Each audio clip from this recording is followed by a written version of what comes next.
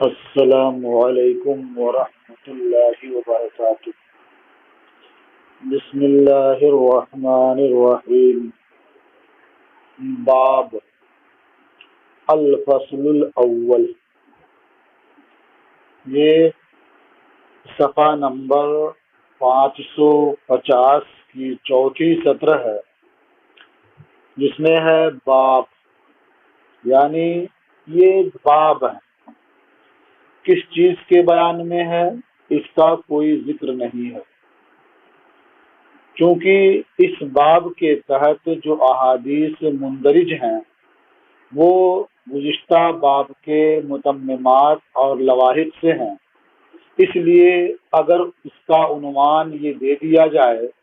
کہ باب فی متممات و لواحق بالباب السابق، یہ باب ہے باب سابق کے متممات اور لواحق کے بیان میں، یعنی اس باب میں وہ حدیثیں ذکر کی جائیں گی جو باب سابق کے لواحق سے ہیں، اور اس میں جو کچھ چیزیں رہ گئی ہیں تو اس میں اس کا ذکر آ جاتا ہے، یعنی باب وفات النبی صلی اللہ تعالی علیہ وسلم کے لواحق اور متممات سے یہ باب مثلا باب وفات النبی صلی اللہ علیہ وسلم میں آپ نے میراث کے تعلق سے نہیں پڑھا، تو اس باب میں میراث سے متعلق احادیث نقل کر دی جاتی ہیں، تو یہ اس باب کے لواحق سے ہے اور اس کے متممات سے۔ الفصل الاول، پہلی فصل، ان عائشہ قالت ما ترک رسول اللہ صلی اللہ علیہ وسلم دینارا ولا درہما ولا شاتا ولا بعیرا ولا اوصا بشیء۔ ام المومنین حضرت عائشہ رضی اللہ تعالی عنہا سے روایت ہے، انہوں نے فرمایا اللہ کے رسول صلی اللہ علیہ وسلم نے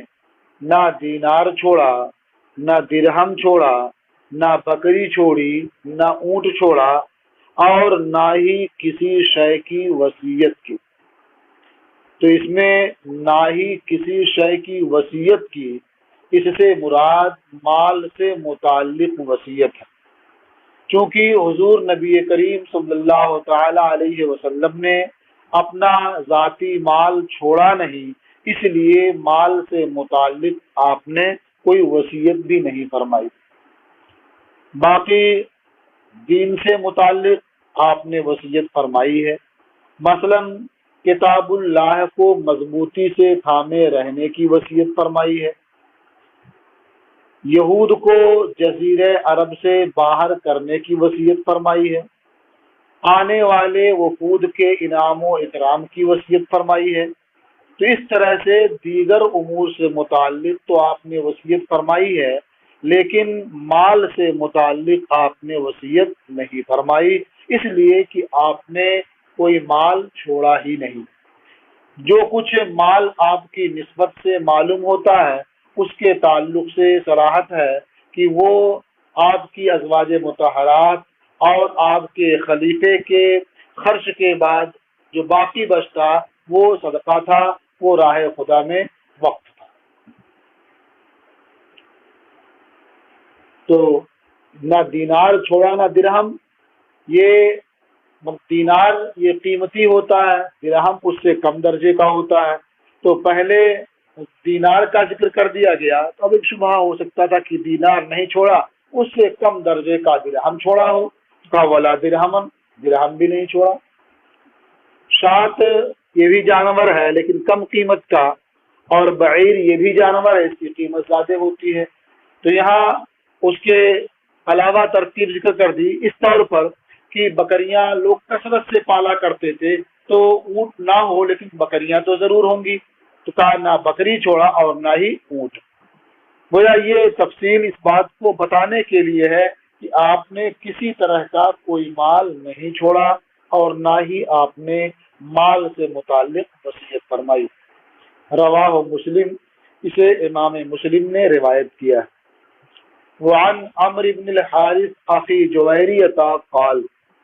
اور ام المومنین جویریہ رضی اللہ تعالی عنہا کے بھائی عمرو ابن حارث سے روایت ہے، انہوں نے فرمایا ما ترک رسول اللہ صلی اللہ علیہ وسلم عند موته دینارا ولا درہما، اللہ کے رسول صلی اللہ علیہ وسلم نے اپنے وصال کے وقت نہ کوئی دینار چھوڑا نہ کوئی درہم، ولا عبدن ولا امتن، نہ کوئی غلام نہ کوئی باندی، ولا شیئن، اور نہ کوئی دوسری چیز چھوڑی، الا بغلته البیضاء وسلاحه وارضا جعلها صدقة، سوائے اپنے سفید گوشت دراز کے اور اپنے ہتھیار کے اور اس زمین کے جسے آپ نے صدقہ کر دیا تھا، وقف کر دیا تھا۔ رواہ البخاری، اسے امام بخاری نے روایت کیا ہے۔ یعنی باغ فدق یا اور دیگر زمین جو آپ کے قبضے میں تھی، جس کی آمدنی آپ اپنی ذات پر، اپنے ازواج مطہرات پر خرچ کرتے تھے، اور جو باقی بچتا تھا فقراء مساکین میں خیرات کر دیا کرتے تھے، تو اسے آپ نے اپنے وصال کے وقت یا اس سے پہلے ہی صدقہ کر دیا تھا، وقف کر دیا تھا کہ اس کی آمدنی ازواج پر خرچ ہو، اور اس کے بعد جو باقی بچے وہ وقف ہے، صدقہ ہے۔ وعن ابی ہریرہ ان رسول اللہ صلی اللہ علیہ وسلم قال، اور حضرت ابو ہریرہ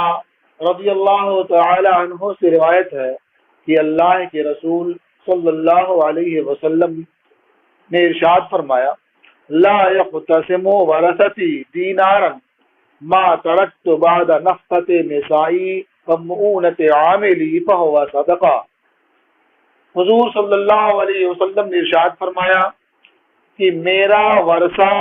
تقسیم نہیں ہوگا دینار کی صورت میں، یعنی میرے ترکے میں دینار نہیں ہے کہ اسے تقسیم کیا جائے۔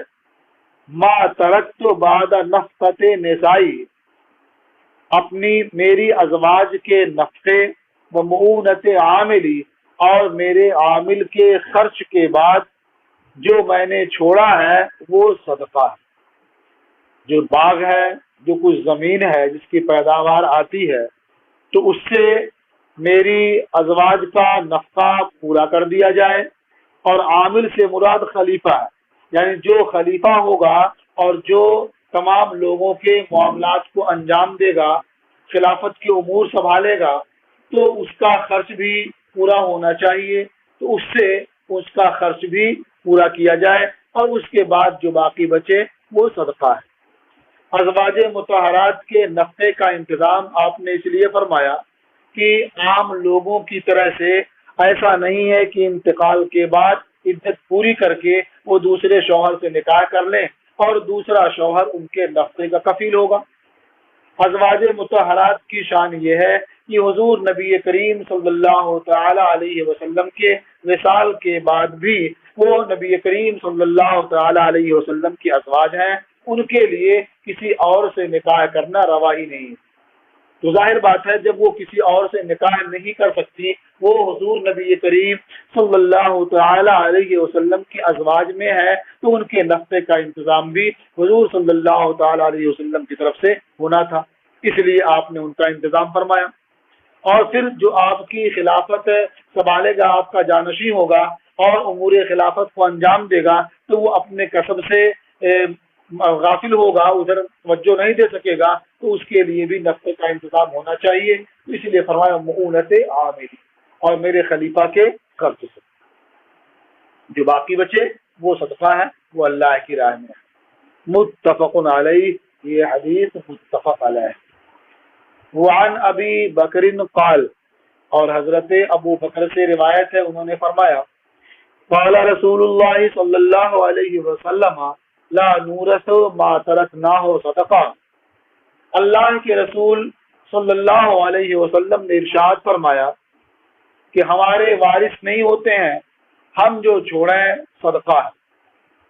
تو معلوم ہوا کہ کوئی وارث نہیں ہوگا مال کا، جو حضور نے چھوڑا وہ صدقہ ہے، وہ اللہ کی راہ میں وقف ہے، یہ بھی متفق علیہ ہے۔ وعن ابی موسیٰ عن النبی صلی اللہ علیہ وسلم انہ قال،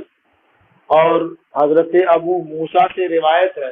وہ نبی کریم صلی اللہ تعالی علیہ وسلم سے روایت کرتے ہیں، حضور صلی اللہ تعالی علیہ وسلم نے ارشاد فرمایا، ان اللہ اذا اراد رحمت امت من عبادہ قبض نبیہا قبلہا، بے شک اللہ تبارک و تعالی جب اپنے بندوں میں سے کسی امت کے ساتھ رحمت کا ارادہ فرماتا ہے تو اس امت کے نبی کو اس امت سے پہلے اسے موت دے دیتا ہے، اس نبی کو اس امت سے پہلے ہی موت دیتا ہے کہ ان کی روح قبض کر لیتا ہے، فَجَعَلَهُ لَهَا فَرَسًا وَسَلَفًا بَيْنَ يَدَيْهَا، تو اللہ تبارک و تعالی اس نبی کو اس امت کے لیے میر منزل اور ان کے سامنے جانے والا ان کا پیشرو بنا دیتا ہے۔ فرق کہتے ہیں جو منزل کا انتظام کرنے والا اور اس کا ذمہ دار ہوتا ہے وہ بھی آگے جاتا ہے کہ منزل اگلی کہاں ہوگی اور انتظامات کہاں سے ہوں گے، پانی کہاں سے آئے گا اور چیزیں کہاں سے مہیا ہوں گی، وہ سب دیکھ بھال کرتا ہے اور اس کو طے کر دیتا ہے، پھر قافلہ جب وہاں پہنچتا ہے تو اقامت کرتا ہے، اور سلف مانا ہی پہلے جانے والا۔ وَإِذَا أَرَادَ هَلَكَةَ أُمَّةٍ، اور جب اللہ تبارک و تعالی کسی امت کی ہلاکت کا ارادہ فرماتا ہے، عَذَّبَهَا وَنَبِيُّهَا حَيٌّ، واللہ تبارک و تعالی اس امت کو عذاب دیتا ہے اور اس کے نبی باحیات ہوتے ہیں، فَأَهْلَكَهَا وَهُوَ يَنْظُرُ، واللہ تعالی اس امت کو ہلاک کرتا ہے اس حال میں کہ نبی اپنی امت کی ہلاکت دیکھ رہے ہوتے ہیں، فَأَقَرَّ عَيْنَيْهِ بِهَلَكَتِهَا، تو اللہ تبارک و تعالی اس نبی کی آنکھیں تو اللہ تعالی اس نبی کی آنکھیں ٹھنڈی کرتا ہے اس امت کی ہلاکت کے ذریعے، حین کذبوہ وعصوا امرہ، جبکہ ان کے امتی ان کی تکذیب کرتے ہیں یعنی ایمان نہیں لاتے ہیں، وعصوا امرہ، اور ایمان لانے والے فجار فساق ان کے امر کی نافرمانی کرتے ہیں، یعنی یا تو سرے سے ایمان لاتے ہی نہیں ہیں یا ایمان تو لاتے ہیں لیکن اس پر قاعدے سے عمل نہیں کرتے اور نافرمانی کرتے ہیں، تو ایسے موقع پر وہ رب کی بارگاہ میں دعا کرتے ہیں، رب تبارک و تعالی اس امت کو ہلاک فرماتا ہے۔ رواہ مسلم، اسے امام مسلم نے روایت کیا۔ وعن ابی ہریرہ قال، اور حضرت ابو ہریرہ سے روایت ہے انہوں نے فرمایا، قال رسول اللہ صلی اللہ علیہ وسلم والذی نفس محمد بیدہ لَيَأْتِيَنَّ عَلَى أَحَدِكُمْ يَوْمٌ وَلَا يَرَانِي، اللہ کے رسول صلی اللہ علیہ وسلم نے ارشاد فرمایا، قسم اس ذات کی جس کے قبضے میں محمد کی جان ہے، یقیناً ضرور تم میں کسی پر وہ دن آئے گا کہ وہ مجھے نہیں دیکھے گا، ثم لا يرانی احب الیہ من اہلہ ومالہ معہم، پھر اس کی نظر میں مجھے دیکھنا اسے اپنے اہل اور ان کے ساتھ مال سے بھی زیادہ محبوب ہوگا، یعنی اس وقت یہ چاہے گا کہ میری زیارت ہو جائے، اگرچہ اس کے لیے اپنا مال بھی خرچ کرنا پڑے، اپنے اہل کو بھی قربان کرنا پڑے، تو اپنے اہل اور ان اہل کے ساتھ مال سے بھی زیادہ محبوب اسے میرا دیکھنا ہوگا، میری زیارت کرنا ہوگا۔ رواہ مسلم، اسے امام مسلم نے روایت کیا ہے۔ اب یہ ہے کہ وہ مجھے دیکھے، یہ دیکھنا مجھے اس کو زیادہ محبوب ہوگا اہل سے اور مال سے، یہ خواب میں دیکھنا یا ظاہری طور پر دیکھنا یہ دونوں ہو سکتا ہے۔ خواب میں دیکھنے کے لیے بھی اگر اسے مال خرچ کرنا پڑے تو شوق سے مال خرچ کرے گا، یا ظاہری طور پر اسے دیکھنے کا موقع میسر آئے تو اس کے لیے مال خرچ کرنا پڑے تو وہ ضرور مال خرچ کرے گا، یا اپنے اہل کو قربان کرنا پڑے تو یہ قربانی دینے سے بھی وہ گریز نہیں کرے گا۔ رواہ مسلم، اسے امام مسلم رحمۃ اللہ علیہ نے روایت کیا ہے۔ تو یہ باب ختم ہوا۔ باب مناقب قریش و ذکر القبائل۔ یہ باب قریش کے مناقب اور قبائل کے ذکر میں ہے۔ اس باب کے اندر وہ احادیث پیش کر رہے ہیں جن میں قریش کے فضائل، ان کے مناقب اور ان کے کارناموں کا تذکرہ ہے، اور دیگر قبائل سے متعلق ان کی فضیلتیں یا ان کے کارنامے کا بیان ہے، ذکر ہے، اور بعض قبائل کے بعض پر فضیلت کا بھی تذکرہ ہے۔ الفصل الاول عن ابی ہریرہ ان النبی صلی اللہ علیہ وسلم قال الناس تبع لقریش فی هذا الشان مسلمهم تبع لمسلمهم وکافرهم تبع لکافرهم، متفق علیہ۔ حضرت ابو ہریرہ سے روایت ہے کہ نبی کریم صلی اللہ تعالی علیہ وسلم نے ارشاد فرمایا کہ لوگ قریش کے تابع ہیں اس معاملے میں، یعنی امر دین میں یا امر خلافت میں لوگ قریش کے تابع ہیں۔ مسلمہم تبع لمسلمہم، لوگوں میں جو مسلمان ہیں وہ قریش میں مسلمانوں کے تابع ہیں، اور لوگوں میں جو کافر ہیں وہ قریش میں جو کافر ہیں ان کے تابع ہیں۔ گویا ان کے مسلمان ان کے مسلمانوں کے تابع ہیں اور ان کے کافر ان کے کافروں کے تابع ہیں۔ یہ حدیث متفق علیہ ہے۔ گویا سیادت یہ قریش کے لیے ہے، چاہے وہ اسلام کی حالت میں ہوں یا اس سے پہلے کی حالت میں ہوں۔ یہ اور بات ہے کہ فضیلت جو دینی طور پر ہے وہ اسلام کی قیادت کی وجہ سے ہے، اس میں ان کی افضلیت اور ان کی شان کی وجہ سے ہے، نہ کہ دور جہالت میں ان کی سرداری کی وجہ سے انہیں فضیلت ہے۔ ہاں، دنیاوی طور پر انہیں فضیلت دور جاہلیت میں بھی حاصل تھی، ان کے لیے یہ بڑے فخر کی چیز تھی کہ خانہ کعبہ کی تولیت اور اس سے متعلق دیگر امور کی انجام دہی انہی کے سپرد تھی۔ وہ لوگوں کے سردار تھے اور اسلام لانے کے بعد بھی وہ لوگوں کے سردار ہیں۔ وعن جابر ان النبی صلی اللہ علیہ وسلم قال الناس تبع لقریش فی الخیر والشر۔ حضرت جابر رضی اللہ تعالی عنہ سے روایت ہے کہ نبی کریم صلی اللہ تعالی علیہ وسلم نے ارشاد فرمایا کہ تمام لوگ قریش کے تابع ہیں خیر میں اور شر میں۔ خیر سے مراد اسلام اور شر سے مراد کفر۔ تو خیر اور شر یعنی اسلام اور کفر دونوں میں لوگ قریش کے تابع ہیں۔ اسی لیے کہا جاتا ہے کہ جب تک مکہ فتح نہیں ہوا تھا تو لوگ اس رغبت سے اسلام قبول نہیں کر رہے تھے، گویا وہ قریش کے عام طور پر اسلام لانے کا انتظار کر رہے تھے۔ جب مکہ مکرمہ فتح ہو گیا اور قریش کے لوگ عام طور پر دامن اسلام میں داخل ہو گئے تو پھر لوگ جوق در جوق دامن اسلام میں داخل ہونے لگے۔ تو معلوم ہوا کہ خیر میں بھی وہ قریش کے تابع ہیں اور شر میں بھی وہ تابع تھے۔ جب تک وہ اسلام قبول نہیں کر رہے تھے تو اور لوگ بھی قبول کرنے کے لیے تیار نہیں ہو رہے تھے۔ رواہ مسلم، اسے امام مسلم نے روایت کیا۔ وعن ابن عمر ان النبی صلی اللہ علیہ وسلم قال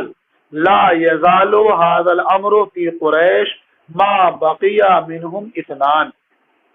حضرت عبداللہ ابن عمر سے روایت ہے کہ نبی کریم صلی اللہ تعالی علیہ وسلم نے ارشاد فرمایا کہ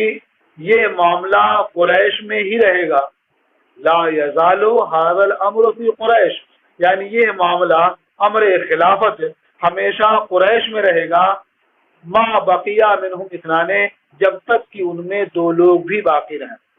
یعنی اگر قریش میں دو لوگ بھی باقی ہیں تو امر خلافت انہی میں ہوگا، ایک آدمی خلیفہ ہوگا اور دوسرا آدمی اس کے تابع ہوگا۔ یہ گویا مبالغے کے طور پر ہے، ورنہ دو آدمی میں یہ امر خلافت کیسے انجام پائے گا، لیکن یہ مبالغے کے طور پر ہے کہ اگر ان میں دو آدمی بھی باقی ہیں تو انہی میں کا ایک آدمی خلیفہ ہوگا۔ یا یہ کہا جائے کہ لوگوں کے ساتھ قریش میں سے دو لوگ اگر ہیں، جب بھی یہی انہی میں سے ایک خلیفہ ہوگا۔ متفق علیہ، یہ حدیث متفق علیہ۔ اس سے اتنی بات واضح ہو جاتی ہے کہ امر خلافت یہ قریش میں منحصر ہے، خلیفہ جو بھی ہوگا اس کا تعلق قریش سے ہونا ضروری ہے، دوسرے لوگ یہ خلیفہ نہیں ہوں گے، ہاں سلطان ہو سکتے ہیں، امیر المومنین ہو سکتے ہیں۔ اور اسی کی بنیاد پر جب حضور نبی کریم صلی اللہ تعالی علیہ وسلم کے وصال کے بعد اختلاف ہوا کہ آپ کا خلیفہ کون ہوگا، جانشین کون ہوگا، تو صحابہ کرام نے خاص طور سے مہاجرین نے اسی طرح کی احادیث پیش فرمائی، جس میں اللہ کے رسول نے ارشاد فرمایا تھا کہ خلافت قریش میں ہوگی،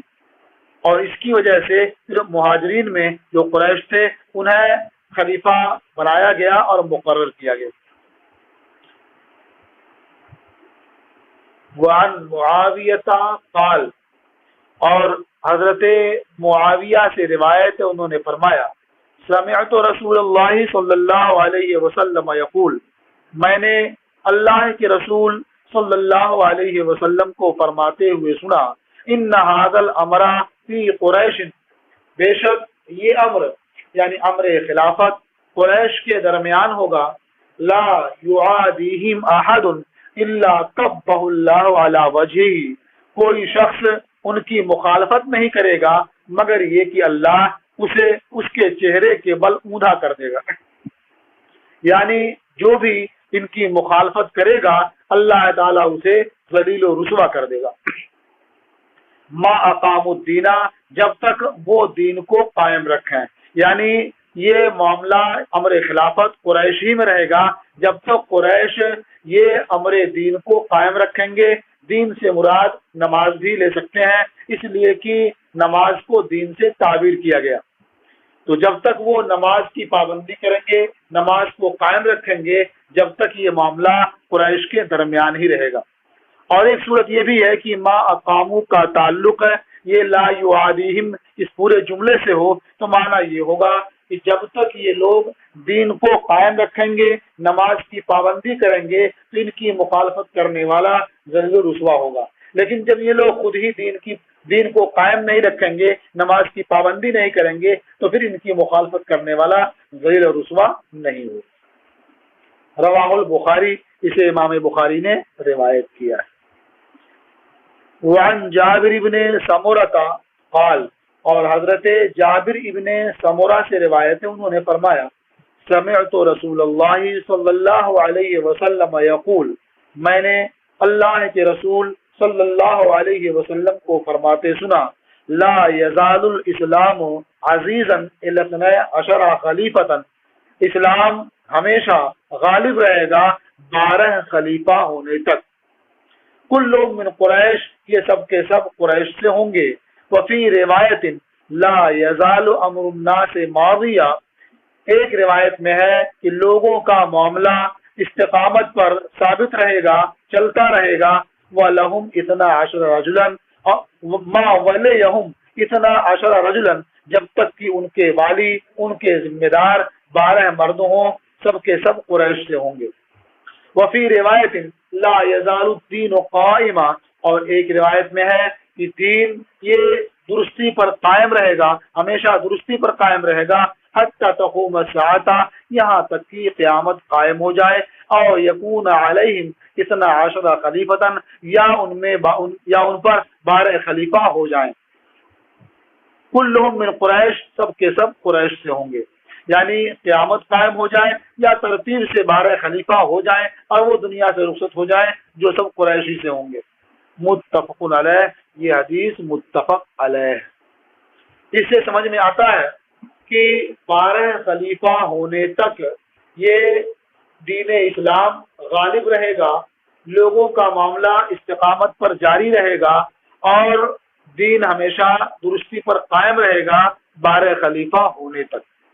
اب ایک سوال یہ ہے کہ یہ 12 خلیفہ حضور نبی کریم صلی اللہ تعالی علیہ وسلم کے وصال کے بعد سے لگاتار ہوں گے یا یہ الگ الگ بھی ہو سکتے ہیں؟ اور بعض روایتوں میں یہ ہے کہ یہاں تک کہ خلافت 30 سال ہوگی اور اس کے بعد کاٹ کھانے والی حکومت ہوگی، تو خلافت 30 سال ہوگی اور یہاں کے 12 خلیفہ گزر جائیں، تو اس سلسلے میں کہا گیا کہ جو خلافت 30 سال ہوگی وہ خلافت نبوت کا بیان ہے کہ خلافت نبوت 30 سال ہوگی. اور جو کہا گیا کہ 12 خلیفہ ہوں گے سب کے سب قریش سے ہوں گے، تو اس کی ایک وضاحت یہ کی گئی ہے کہ یہ قرب قیامت ہوگا، کیونکہ یہ حدیث میں حتیٰ تقوم الساعہ، یہاں تک کہ قیامت قائم ہو جائے، یا یہ کہ 12 خلیفہ ہو جائیں ان پر، سب کے سب قریش سے ہوں، یعنی 12 خلیفہ ہونے سے پہلے قیامت قائم نہیں ہوگی. تو یہ امام مہدی تشریف لائیں گے، وہ خلیفہ ہوں گے، اور امام مہدی کے بعد 5 حضرت امام حسین رضی اللہ تعالی عنہ کی اولاد میں سے خلفاء ہوں گے، اور 5 امام حسین رضی اللہ تعالی عنہ کی اولاد میں سے خلفاء ہوں گے، اور اس کے بعد پھر امام حسن کی اولاد میں سے خلیفہ ہونے کی باری آئے گی، اور اس طرح سے 12 خلیفہ ہوں گے. تو یہ قرب قیامت ہوں گے، ان میں سب کے سب ہادی ہوں گے، مہدی ہوں گے، اور بالکل نظام اسلام درستی کے ساتھ قائم رہے گا. اور بھی بہت سی توجیہیں کی گئی ہیں، یہ توجیہ آسان تھی اور سمجھ میں آنے والی تھی، اسی لیے میں نے اس کا ذکر کر دیا. وعن ابن عمر، اب تک یہ ذکر تھا قریش کے فضائل کا، قریش کے مناقب کا، کہ وہ دور جاہلیت میں بھی لوگوں کے سردار تھے، اور زمانہ اسلام میں بھی وہ لوگوں کے سردار ہیں. ان کے اسلام لانے کی وجہ سے ان کے مرتبے میں کسی طرح کی کوئی کمی نہیں آئی، نہ تو دنیاوی اعتبار سے اور نہ دینی اعتبار سے، بلکہ دینی لحاظ سے ان کا مرتبہ اور بلند و بالا ہو گیا. اب آگے دیگر قبائل کا ذکر ہو رہا ہے. وعن ابن عمر قال، اور حضرت عبداللہ ابن عمر سے روایت ہے، انہوں نے فرمایا قال رسول اللہ صلی اللہ علیہ وسلم غفار غفر اللہ لہا. قبیلہ غفار، جس قبیلے سے حضرت ابو ذر غفاری تھے، قبیلہ غفار کو اللہ نے بخش دیا. تو یہ غفرہ یہ خبر کے طور پر بھی ہو سکتا ہے اور دعا کے طور پر بھی ہو سکتا ہے. تو خبر کے طور پر ہو تو یہ معلوم ہو کہ اللہ کے رسول صلی اللہ علیہ وسلم خبر دے رہے ہیں کہ اللہ تعالیٰ نے اس قبیلے کو بخش دیا، اور دعا کے طور پر بھی ہو سکتا ہے کہ اللہ تعالیٰ اس قبیلے کو بخش دے. خاص طور سے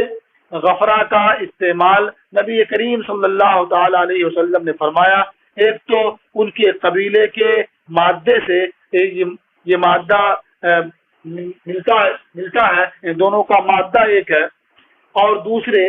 اس قبیلے کا حال یہ تھا کہ اسلام لانے سے پہلے وہ حجاج کو لوٹ لیا کرتے تھے، ان کا مال لے لیا کرتے تھے. تو نبی کریم صلی اللہ تعالی علیہ وسلم نے ان کے لیے دعا فرمائی تاکہ ان کی یہ آڑ ختم ہو جائے، یا یہ خبر دی کہ اللہ نے انہیں بخش دیا ہے تاکہ پہلے کی آڑ ان کے لیے ختم ہو جائے. وہ اسلم سالمہ اللہ، اور قبیل اسلم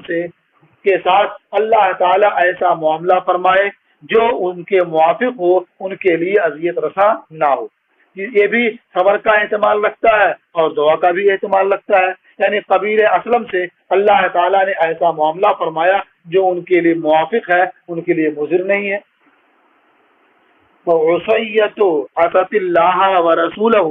اور قبیلہ عصیہ نے اللہ اور اس کے رسول کی نافرمانی کی. یہ قبیلہ عصیہ وہی قبیلہ ہے جس کے بعد افراد نے یہ قرہ کو قتل کر دیا تھا بیر معونہ کے پاس، جنہیں نبی کریم صلی اللہ تعالی علیہ وسلم نے تعلیم قرآن کے لیے بھیجا تھا.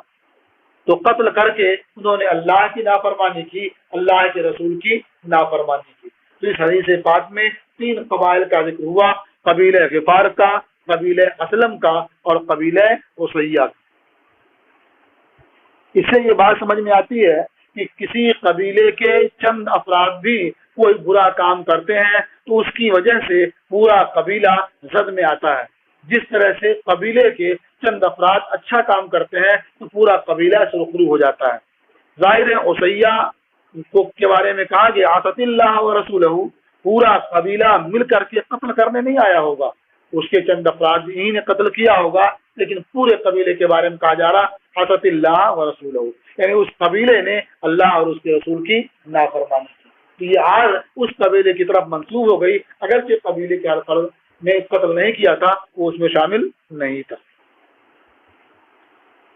وعن ابی ہریرہ قال،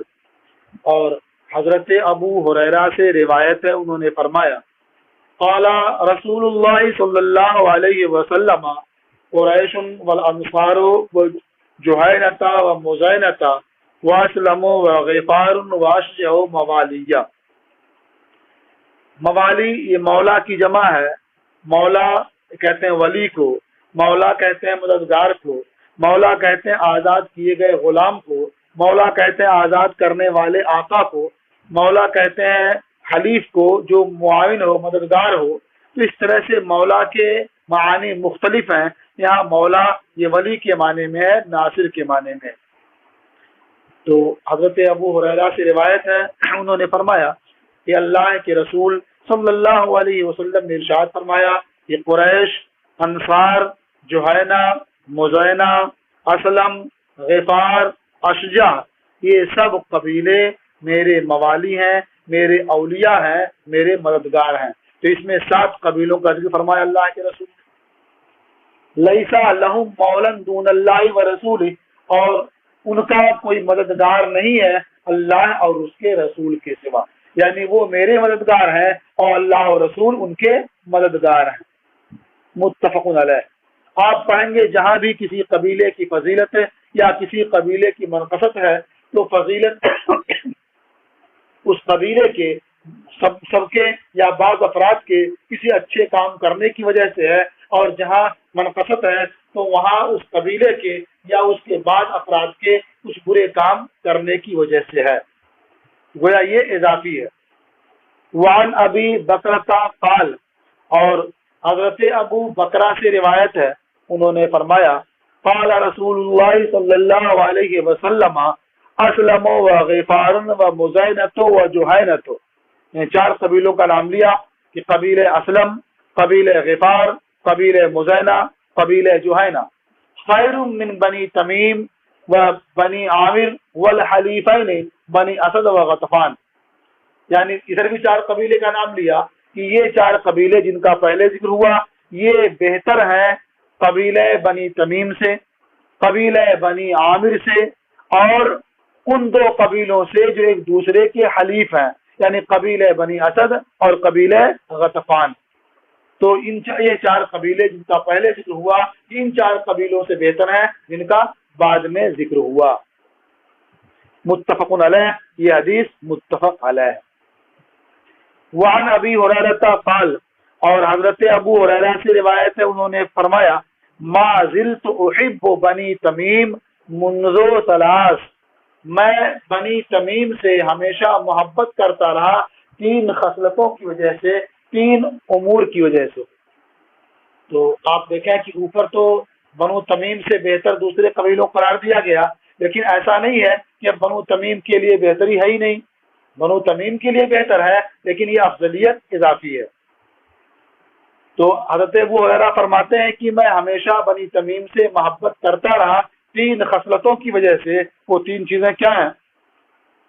فرماتے ہیں سمعت من رسول اللہ صلی اللہ علیہ وسلم یقول فی، میں نے اللہ کے رسول صلی اللہ علیہ وسلم سے سنا، حضور ان کے بارے میں فرما رہے ہیں، میں نے سرکار کو فرماتے ہوئے سنا ہم اشد امتی علی الدجال، کہ بنی تمیم یہ میری امت میں دجال کے مقابلے پر سب سے سخت ہوں گے، یعنی یہ دجال کا سب سے سختی کے ساتھ، سب سے پامردی کے ساتھ مقابلہ کرنے والے ہوں گے۔ تو اللہ کے رسول صلی اللہ علیہ وسلم نے جو بنی تمیم کے بارے میں یہ خبر دی تو اس کی وجہ سے میں بنی تمیم سے محبت کرتا ہوں۔ قال، فرمایا، حضرت ابو ہریرہ نے فرمایا وجاءت صدقاتهم، اور قبیلے بنی تمیم کے صدقات آئے، فقال رسول اللہ صلی اللہ علیہ وسلم، تو اللہ کے رسول صلی اللہ علیہ وسلم نے ارشاد فرمایا هذه صدقات قومنا، یہ ہماری قوم کے صدقات ہیں۔ تو نبی کریم صلی اللہ تعالی علیہ وسلم نے بنی تمیم کو اپنی قوم فرمایا، صدقات و قومنا، یہ ہماری قوم کے صدقات ہیں۔ تو سرکار نے اس قبیلے کی نسبت اپنی طرف کی، اس لیے بھی اس قبیلے سے میں محبت کرتا ہوں۔ وکانت صبیۃ منہم عند عائشہ، اور ام المومنین حضرت عائشہ رضی اللہ تعالی عنہا کے پاس اس قبیلے کی ایک قیدی عورت تھی. فقال اعتقیها فإنها من ولد اسماعیل، حضور نے ارشاد فرمایا اسے آزاد کر دو کیونکہ وہ اسماعیل کی اولاد سے ہے. یوں تو سبھی وہ پورا عرب حضرت اسماعیل کی اولاد سے ہے، لیکن خاص طور سے ان کا ذکر کیا. ان کو چونکہ آزاد فرمانا مقصود تھا، اس لیے خاص طور سے ان کا ذکر کیا کہ آزاد کر دو کیونکہ وہ اس حضرت اسماعیل کی اولاد سے ہیں، ان کی نسل سے ہیں. متفق علیہ. تو اس لحاظ سے بھی اس قبیلے سے محبت کرتا ہوں کہ اس قبیلے کا تعلق یہ حضرت اسماعیل رضی اللہ تعالی حضرت اسماعیل علیہ السلام سے ہے. تو اس حدیث پاک سے یہ بات سمجھ میں آئی کہ نسبت جس چیز سے حضور نبی کریم صلی اللہ تعالی علیہ وسلم کی ہو اس چیز سے محبت کرنا چاہیے. یہ حضرت ابو ہریرہ کا طریقہ ہے، یہ ان کی سنت ہے، اور انہوں نے اس کی وضاحت بھی فرما دی. یہ تین چیزوں کی وجہ سے میں ان سے محبت کرتا ہوں. ان میں دو چیزیں تو خالی نسبت کی ہیں، یعنی سرکار نے فرمایا کہ یہ ہماری قوم کے صدقے ہیں، صدقات ہیں. گویا انہیں اپنی قوم فرمایا، اپنی طرف ان کی نسبت کر لی تو وہ ان سے محبت کرنے لگے. حضرت اسماعیل علیہ السلام کی اولاد میں سے قرار دیا تو ان سے محبت کرنے لگے. تو اس سے معلوم ہوا کہ جس چیز کی طرف حضور نبی کریم صلی اللہ تعالی علیہ وسلم کی نسبت ہو، جو چیز سرکار کی طرف منسوب ہو جائے اس چیز سے آدمی کو محبت کرنا چاہیے. یہ تقاضائے ایمان ہے. متفق علیہ، یہ حدیث متفق علیہ ہے. تو یہ اس باب کی پہلی فصل مکمل ہوئی اور آج کا سبق تمام ہوا. السلام علیکم ورحمۃ اللہ تعالی وبرکاتہ.